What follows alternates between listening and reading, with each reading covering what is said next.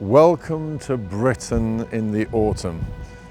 It's not every day that even I get to test drive a Miura. So we're not going to let the weather deter us, but let's first of all ask ourselves, what variant of Miura are we looking at? It's got the eyebrows, as these slats are often referred to around the headlights, which tells you that it's either a P400, the original version, or an S. But then the other clue is the chrome surround to the windscreen and the doors, and that tells you that it's the S. The earlier cars had a black trim which tended to get scratched and therefore was updated for the S, which replaced the P400. It's not an SV.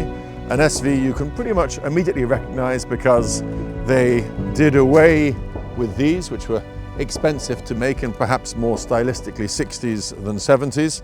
But with the SV, which came out in 71, they beefed up the rear. You have wider wheels, wider bodywork to accommodate it, and therefore, of course, the SV badge at the rear as well.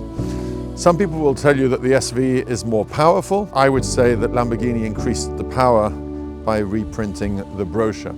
The SV is actually a little bit heavier than a P400 or an S, so arguably the earlier cars have the edge on acceleration.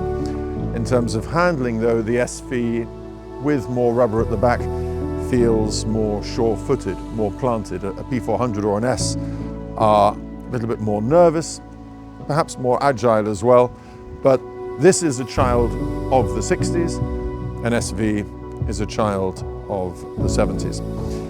S's compared to P400s, there isn't a huge difference. On the later cars like this one, you get vented disc brakes, air conditioning, which this car has. Those are the vents on the top of the dashboard, was an option, occasionally specified, not frequently.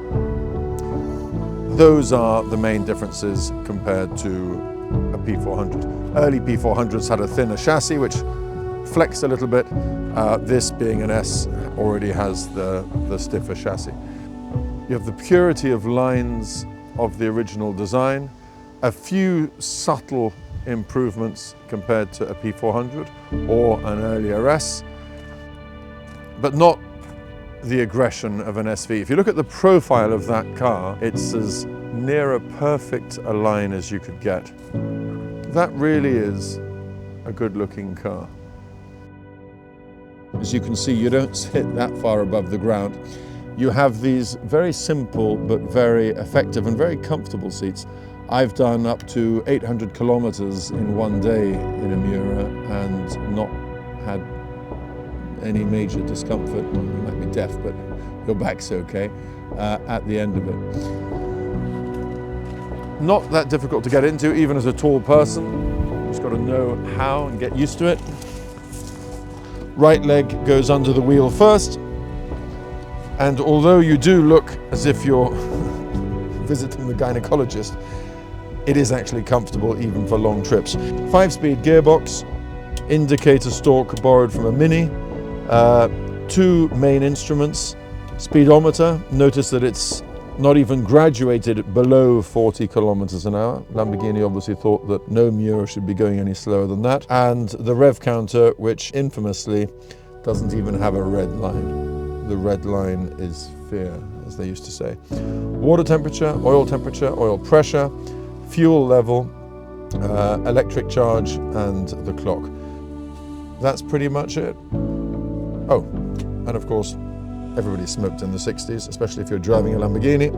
Cigarette lighter, ashtray, and those famous headlights.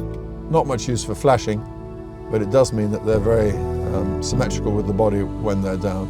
One last detail, which I always think is quite cool. The ignition key is not on the steering column as on SVs, but it's actually on the transmission tunnel, which just somehow heightens the sense of occasion, especially if you're a passenger, when they see you turn the key, listen to the fuel pumps, give the accelerator a few prods, and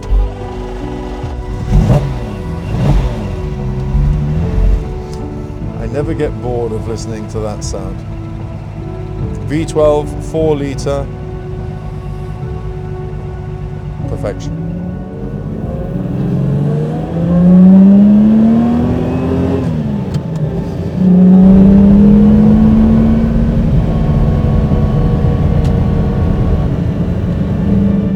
I never get bored of driving a Miura, and on these relatively narrow English country roads, it's funny, you're actually glad that you're in an S, not an SV, where you don't always realize just how much wider the rear is than the front of the car. And I've seen some videos driving my SV from a following car where I don't realize it, but I'm actually planting my rear wheels almost on the grass verge.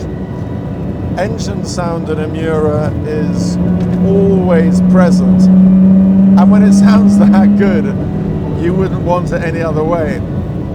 Brakes, good, not as good as a Porsche 911 of the early 70s, like an RS, but considerably better than the rival of this, which was a Daytona. Of course, helps that it weighs less. The gear change of a Miura has always been subject of much comment because it is heavy. It helps if you double declutch on the way down, but it's fine once you get used to it. The other controls are normal. Steering is an average weight. You can place the car pretty well with a Miura's steering. It doesn't self-center. The clutch pedal is, I would say, no more or less heavy than you'd expect of a car with this power and performance. I'd say lighter than a Daytona's. The accelerator pedal seems strange to talk about the weight of that, but on some Miuras, including mine, it's quite heavy. This actually feels nice and light. And then when you want to go a bit faster,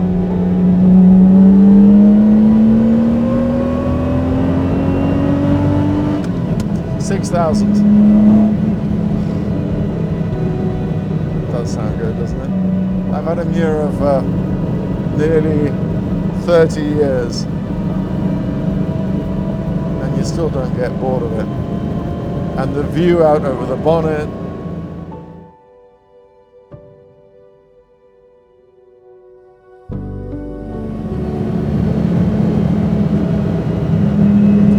by the way, it rides really nicely,